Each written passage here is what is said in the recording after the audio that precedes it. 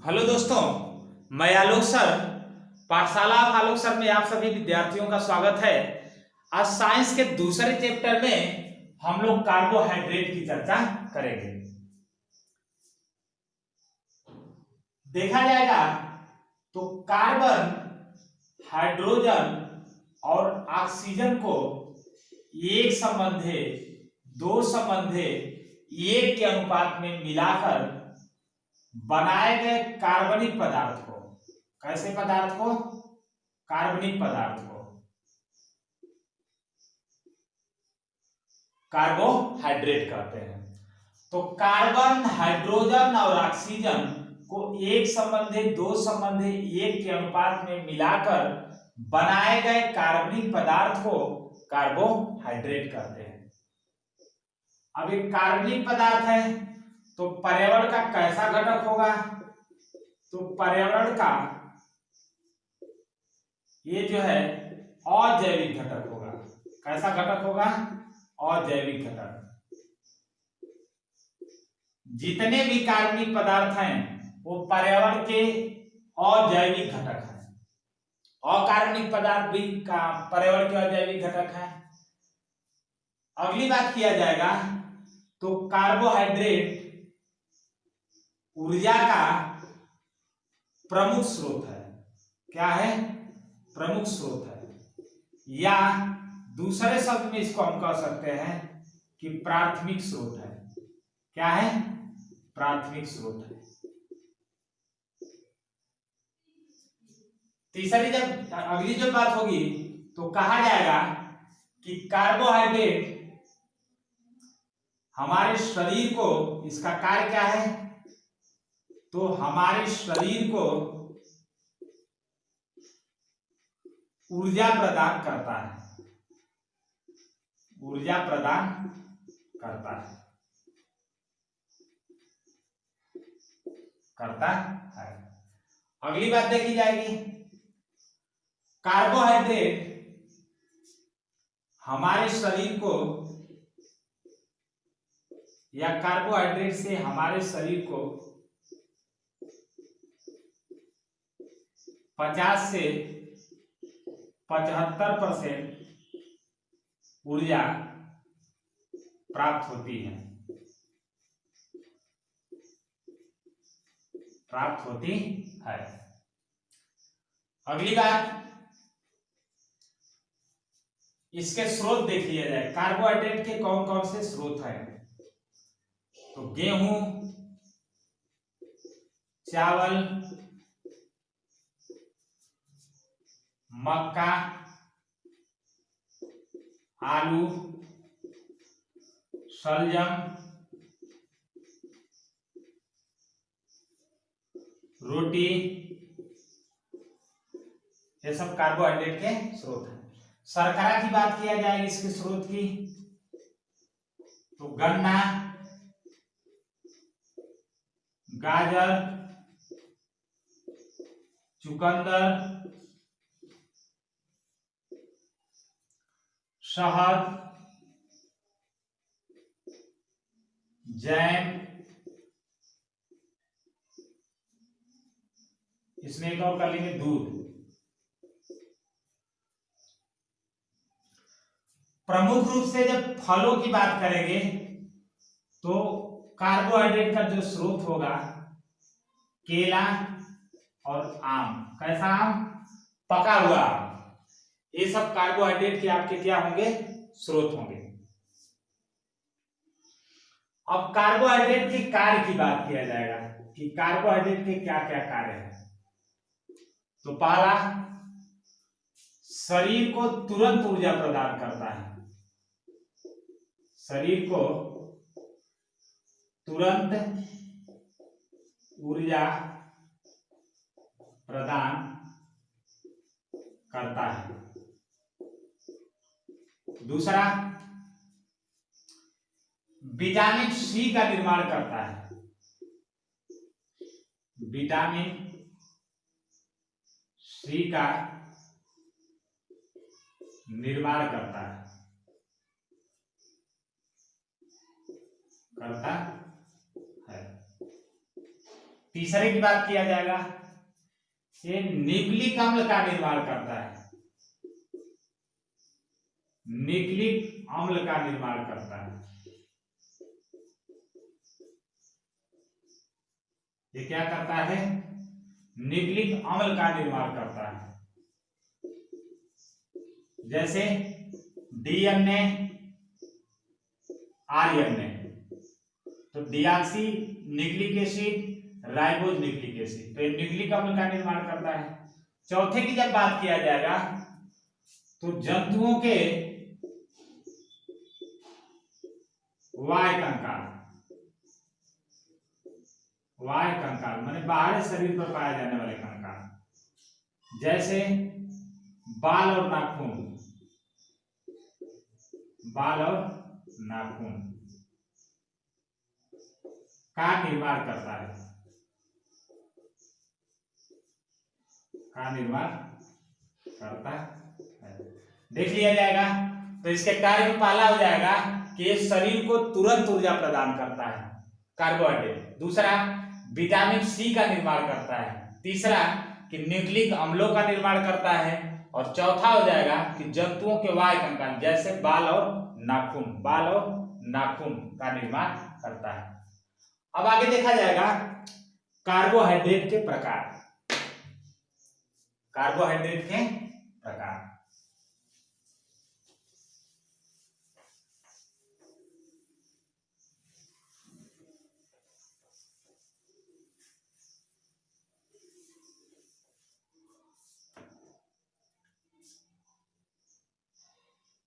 तो यह 3 प्रकार का होता है। कितने प्रकार का होता है? 3 प्रकार का। कितना प्रकार होता है इसका? 3 प्रकार। पहला होगा मोनोसैकराइड, मोनोसैकराइड।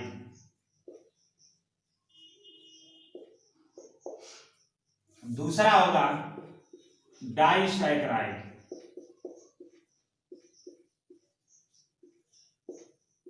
और तीसरा होगा पॉलीसैकराइड।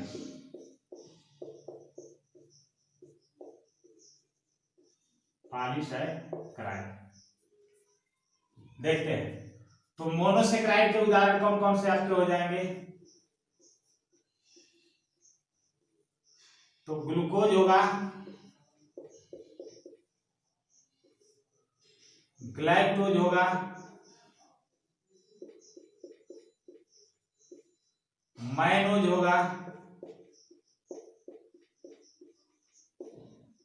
और फ्रक्टोज होगा।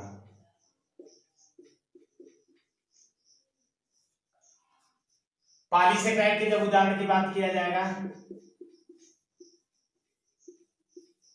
तो सुक्रोज होगा, माल्टोज होगा और लैक्टोज होगा।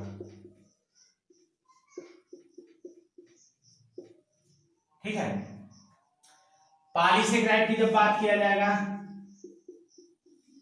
तो स्टार्च या मान, स्टार्च या मान। दूसरा आपका क्या हो जाएगा? सेल्यूलोज।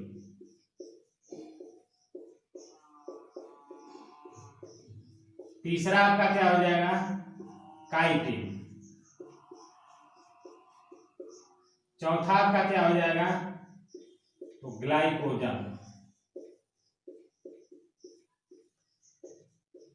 ग्लाइकोजन या ग्लाइकोजन। अब इसको ट्रिक पर अगर याद करना है तो देखिए कैसे याद करेंगे। मोना को देखकर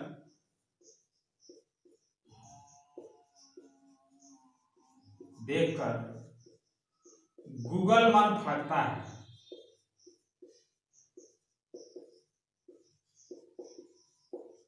देखिए, मोना से याद रखेंगे मोनोसैकराइड, और गूगल से क्या हो जाएगा? गू से आपका ग्लूकोज, गल से ग्लैक्टोज, मन से मैनोज और यम से फ्रक्टोज।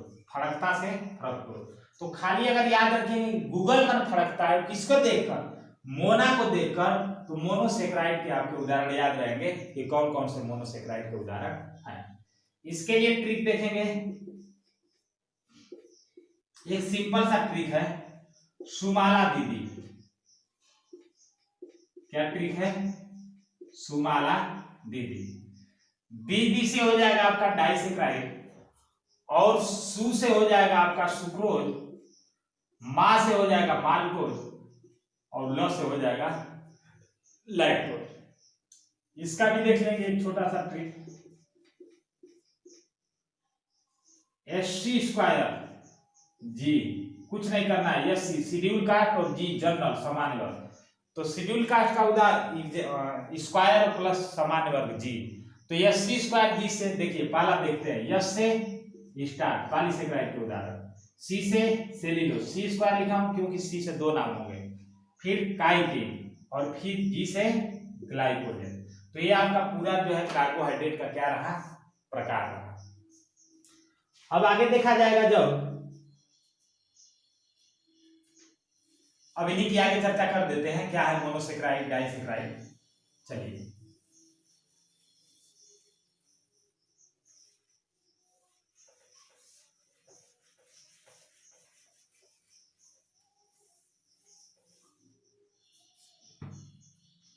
मोनोसेक्राइड की जब बात किया जाएगा,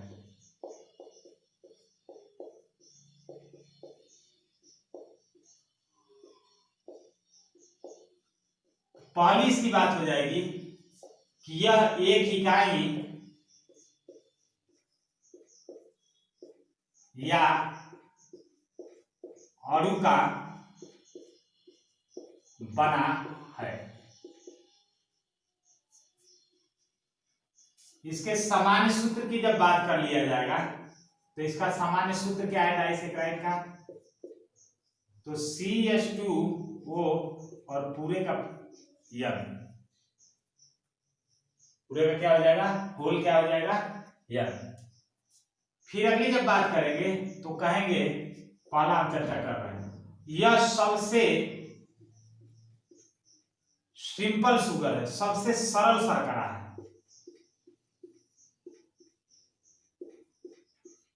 क्यों? क्योंकि इसमें कार्बन के कितने अणु हैं, केवल एक अणु है, इसलिए यह सबसे क्या है, सरल शर्करा है। अगली बात किया जाएगा जब इसका, तो कहा जाएगा कि ये जल में घुलनशील होते हैं। जल में क्या होते हैं, घुलनशील होते हैं। जल में क्या होते हैं, घुलनशील होते हैं। ठीक है, मोनोसेक्राइड। अब इसी मोनोसेक्राइड का पहला उदाहरण हम लोगों का क्या था, ग्लूकोज था। अब देख लेते हैं इसको। तो ग्लूकोज की पहली बात देखेंगे तो कहेंगे कि यह शरीर को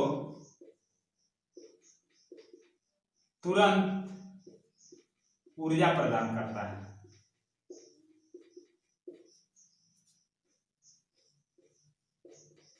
क्या करता है, ऊर्जा प्रदान करता है।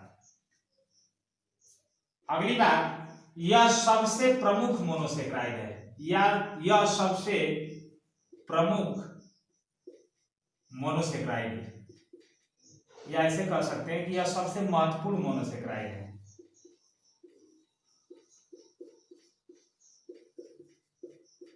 यह सबसे महत्वपूर्ण मोनोसेक्राइड है, यह सबसे क्या है, महत्वपूर्ण मोनो क्या है, सेक्राइड है।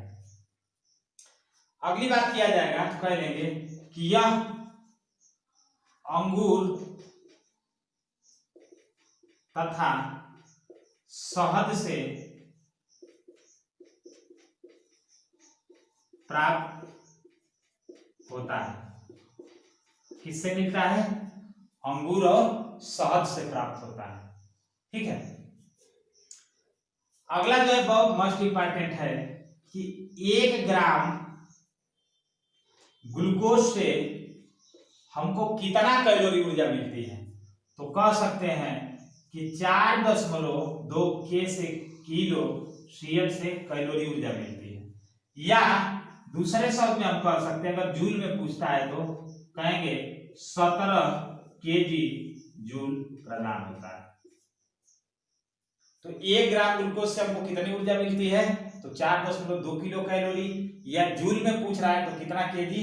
17 केजी जूल। अगली बार जब देखेंगे तो ग्लूकोज का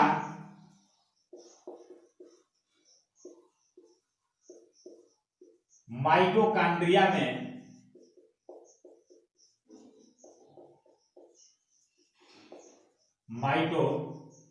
में ऑक्सीकरण होता है।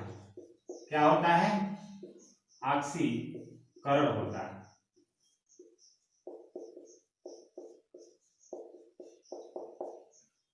कहेंगे कि ग्लूकोज का ऑक्सीकरण, ऑक्सीकरण मतलब ऑक्सीडेशन, या दूसरे शब्द में कह सकते हैं विखंडित होना, टूटना।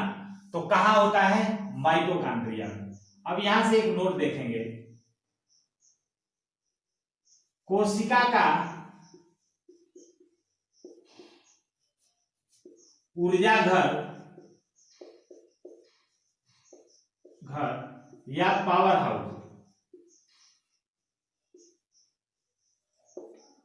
हाउस हम किसको कहते हैं? माइटोकॉन्ड्रिया कहते हैं। माइटोकॉन्ड्रिया कहते हैं। क्या है माइटोकॉन्ड्रिया? जान लेते हैं। जो सेल है, जो कोशिका है, जितने भी जीवधारी हैं, चाहे मनुष्य हो, चाहे पादप हो, चाहे जानवर हो, सभी जीवधारी अपने जीवन की शुरुआत एक सेल से करते हैं, एक कोशिका से करते हैं। तो उसी कोशिका का ये अंग है जिसको हम कहते हैं कोशिकांग। इस क्या कहते हैं? कोशिकांग। तो यही माइटोकॉन्ड्रिया है जिसको हम कोशिका का ऊर्जा घर या पावर हाउस कहते हैं। अगली बार जब देखेंगे, जैसे मान लेते हैं कि माइटोकॉन्ड्रिया है, माइटो क्या है? कॉन्ड्रिया है, और 1 ग्राम मैंने ग्लूकोज लिया, तो उसका जो एक अणु है, ग्लूकोज का एक अणु, जब इसका ऑक्सीकरण होता है इस माइटोकॉन्ड्रिया माने टूटता है, विखंडित होता है, तो 38 एटीपी का निर्माण करता है। इसका निर्माण करता है एटीपी का। और एटीपी जब एडीपी में बदल जाती है तभी जो है शरीर को क्या होता है? ऊर्जा प्रदान होता है। जैसे मैंने कहा, जैसे मान लीजिए हम कोई कार्बोहाइड्रेट ले रहे हैं, तो कार्बोहाइड्रेट किसमें परिवर्तित होगा? ग्लूकोज में।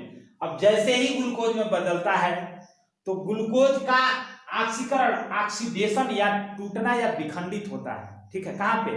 माइटोकॉन्ड्रिया में। और जब टूटता है या विखंडित होता है या ऑक्सीकरण होता है तो ग्लूकोज का जो एक अणु होता है, ग्लूकोज का एक अणु, ग्लूकोज के एक अणु से 38 एटीपी का निर्माण होता है।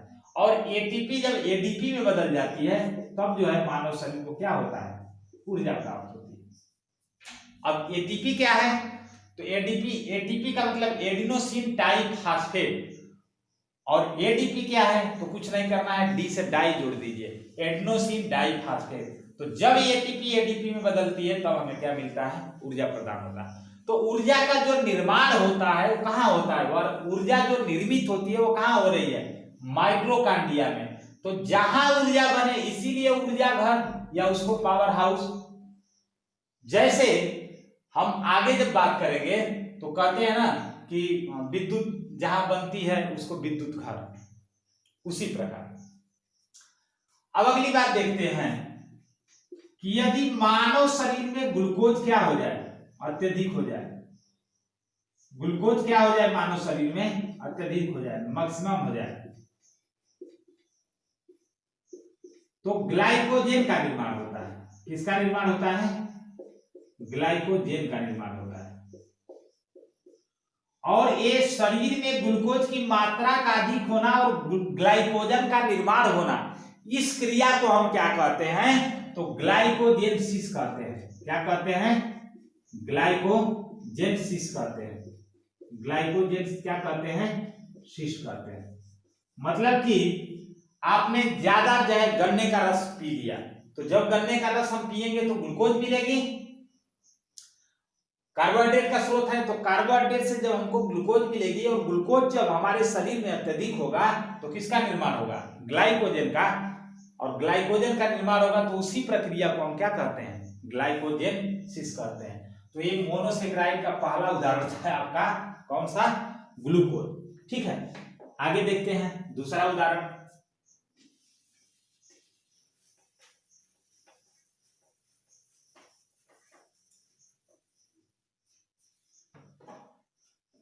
फ्रक्टोज, दूसरा आपका उदाहरण क्या है, फ्रक्टोज C6H12O6, C6H12O6 इसका सामान्य सूत्र होता है। अब इसके देखेंगे, कहेंगे कि यह फल में पाई जाने वाली शर्करा है, या शुगर है या ग्लूकोज है, यह फल में पाई जाने वाली शर्करा है, यह फल में पाई जाने वाली क्या है, शर्करा है।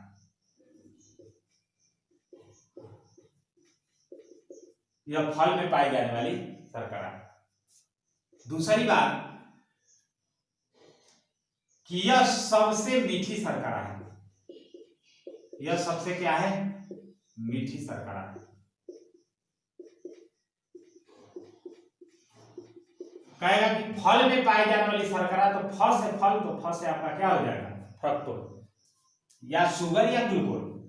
सबसे मीठी अगर शर्करा पूछ देता है, या शुगर पूछ देता है, या ग्लूकोज पूछ देता है, तब भी हमारा क्या होगा, फ्रक्टोज होगा। ठीक है,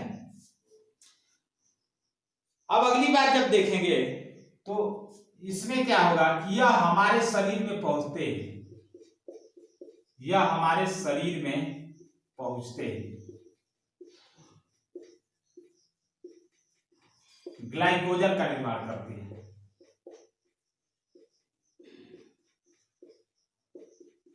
ग्लाइकोजन का क्या करती है, निर्माण करती है। किसका निर्माण करती है, ग्लाइकोजन का निर्माण करती है। तो यह सबसे फल में पाई जाने वाली शर्करा है, यह सबसे मीठी शर्करा है, और यह हमारे शरीर में पहुंचते ही किसका निर्माण करता है, ग्लाइकोजन का निर्माण करता है। ठीक है, आगे अगला देखा जाएगा, एक और इसमें मोनोसेक्राइड का उदाहरण आपका ग्लाइकोज, ग्लाइकोज।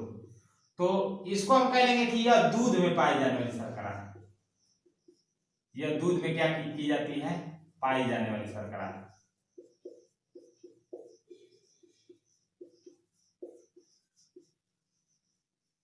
शर्करा है।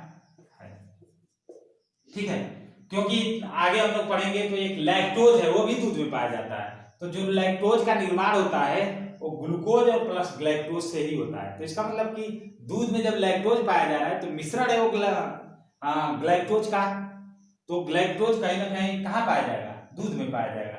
तो दूध में पाई जाने वाली शर्करा आपकी कौन सी, या शुगर कौन सी, ग्लाइकोज। ठीक है, तो ये रहा है आप लोगों का मोनोसेक्राइड। अब अगली क्लास में हम लोग चर्चा करेंगे डाइसेक्राइड की और पॉलीसेक्राइड की। ठीक है, ओके, थैंक यू। चैनल को लाइक और सब्सक्राइब करना ना भूलें। ओके, ठीक।